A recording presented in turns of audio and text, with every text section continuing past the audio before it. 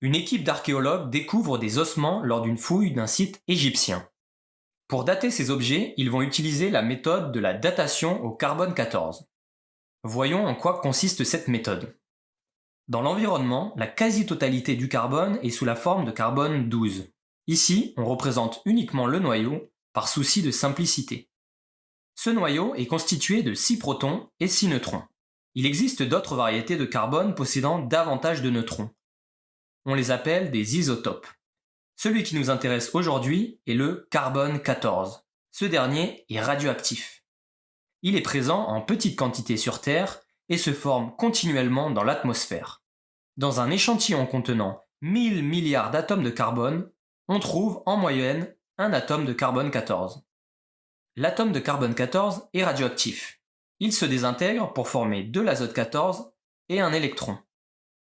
Par la suite, on représentera le carbone 14, l'azote 14 et l'électron, respectivement par une bille rouge, une bille bleue et une petite bille jaune. La quantité de carbone 14 présente dans un être vivant reste relativement constante au cours de sa vie. En effet, les atomes de carbone 14 qui se désintègrent sont remplacés par de nouveaux atomes de carbone 14 grâce aux aliments que l'on ingère. Les plantes, réalisant la photosynthèse, elles, absorbent du carbone 14 présent dans certaines molécules de dioxyde de carbone de l'air.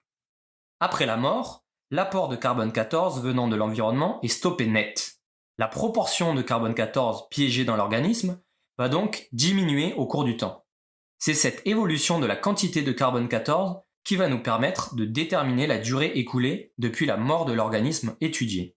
Mettons-nous dans la peau de scientifiques et abordons les étapes nécessaires pour dater un échantillon. Dans un premier temps, il faut déterminer le rapport carbone 14-carbone 12 dans l'échantillon.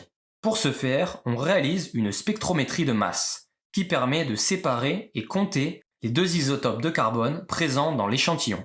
Ici, on mesure un rapport actuel de 0,58 fois 10 exposant moins 12. Ensuite, il faut modéliser la courbe de décroissance. Pour cela, il faut connaître le rapport carbone 14-carbone 12 à la mort de l'organisme. On considérera ici que ce rapport pour l'échantillon est le même que dans l'environnement, soit 1 fois 10 exposant moins 12. On peut maintenant tracer une courbe qui décroît selon un rythme particulier de 5730 ans. Vous l'aurez compris, cela correspond à la demi-vie du carbone 14. Une fois la courbe disponible, on détermine l'abscisse du point d'ordonnée 0,58 x 10 exposant moins 12. Cette abscisse correspond à la durée séparant la mort de l'organisme de la date où ont été effectuées les recherches. Sur ce graphique, on lit que l'âge carbone 14 est de 4450 ans. On parle ici d'âge carbone 14 car il faut effectuer des corrections pour obtenir l'âge réel en utilisant une courbe de calibration.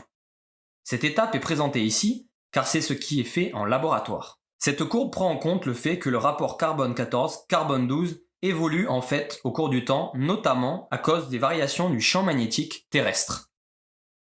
On utilise alors cette courbe pour déterminer l'âge réel de l'échantillon, qui est ici de 5100 ans. Le squelette découvert par les archéologues a donc plus de 5000 ans.